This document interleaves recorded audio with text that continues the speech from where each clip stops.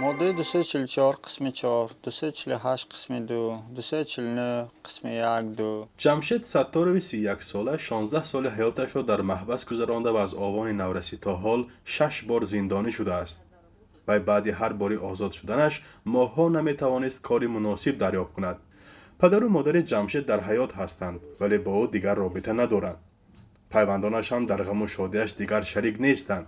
ба сабаби надоштани имконияти хуби зиндагӣ дар оиладорӣ ҳам хушбахт нашудааст. мо қатори шаҳрванд ба медароиму, лекин ҳам ту фаҳманд ки маҳбас пиштаги вай сами последни баъд аз бомжу ваҳо меистад. ҷамшед гувоҳномаи хатми мактаби миёнаро дар зиндон гирифтааст ва ба қавли худаш дониши мактаби миёнаро дорад. вай мехоҳад акнун соҳиби маълумоти олӣ гардад ва ҳамчун барномасоз ба мардум хизмат намояд.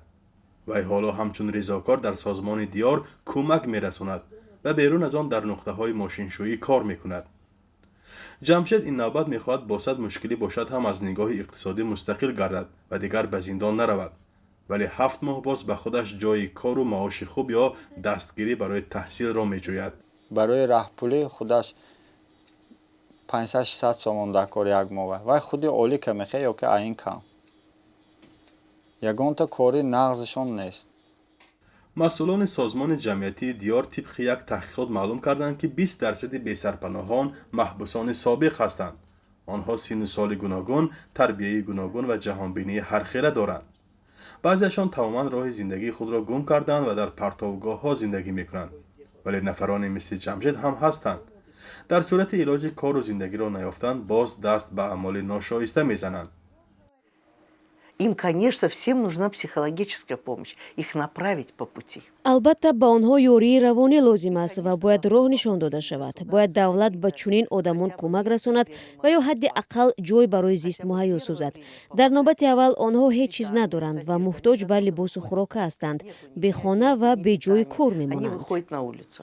дар ҳамин ҳол масъулони идораи кор бо шуғли аҳолӣ дар шимоли тоҷикистон мегӯянд ки танҳо соли гузашта беш аз 150 маҳбуси собиқ дар суғд соҳиби ҷойи кор шуданд. то соли 2022 дар ҳудуди вилоят 323 шаҳрванди озод гардида бароясти агентии меҳнат ва шуғли аҳолӣ дар вилояти суғд бо мушкилоти бекорӣ муроҷиат карданд. дар натиҷа бо мусоидати мақомоти меҳнат ва шуғли аҳолӣ дар шаҳру ноё дар ҳамкорӣ бо корфармоён дар маҷмӯъ давоми соли 2022 155 нафар собиқ маҳбусон бо ҷойи корӣ таъмин карда шуданд. ҳамчунин дар доираи барномаи давлатии мусоидат ба шуғли аҳолӣ ба 3 нафар барои оғози фаъолияти соҳибкории хурд қарзои имтиёзнок дастрас карда шуд ва ҳамчунин яке аз самтҳои барномаи давлатии мусоидат ба шуғли аҳолӣ ки пардохти кӯмакпулии давраи бекорӣ ба бекорон мебошад, аз ҷумла ба собиқ маҳбусон чунин кӯмакпулӣ пардохт карда мешавад ва бо назардошти дар қайдбудагони яъне он собиқ маҳбусоне ки аз соли қаблӣ низ дар қайд қарор доштанд дар маҷмӯъ ба 271 нафар ба маблағи 170,585 сомонӣ кӯмакпулиҳои давраи бекорӣ аз 1 то 3 моҳ пардохт карда шуд. ҳарчанд ҳаёти баъди маҳбас душвориҳои зиёд пеш меорад, нафароне низ ҳастанд ки баъд аз зиндон низ комёб гаштаанд. яке аз онҳо атмия азимова аст ки соли 2013 бо ҷурми қошоқи маводи мухаддир 8 сол зиндонӣ шуд. пас аз 1 сол афв гардид ва ба озодӣ баромад. баъди 2 соли кӯшишҳо коргоҳи дузандагиро барои ҳамтақдиронаш таъсис дод ва тӯли 6 соли охир гардиши савдояшро чанд маротиба афзудааст. ба ӯ муяссар шудааст ки аз ноҳияи бобоҷон ғафуров соли 2018 барои сохтани коргоҳу ҷойи иқомат ба 50 нафар собиқ маҳбусиён 31 садяк замин бигирад ва ҳоло ҳама кӯшишашро барои бунёди он мекунад. гирифтем 5 солана мо ҳамин қида кардем, кори худо мо кардем. Масалан кор мекунем, корхонава як сезонҳои нағз мешад, як маблағи муайян мешад аз тарафи корхонаҳо мо, аз сехҳо мо, ҳамин қисм ҳамин вайҳоя мекунем.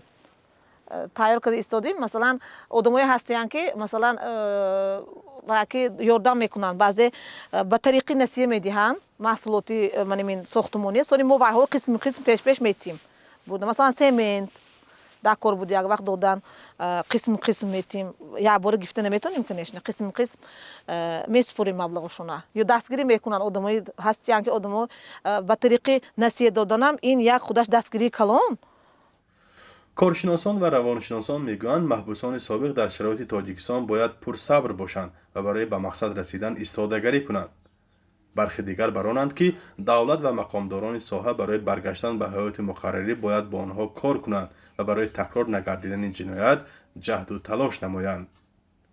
فرزان محمدی، رادیو آزادی، شهر خوجند. گزارشی که حالا دیدید چه خیلی بود؟ معقول شد یا نشد؟ میخواهید که اولین شده گزارش های ما را بینید؟ پس این تگمه را پخش کنید و آبونه شوید. شما اولین بیننده خواهید شد.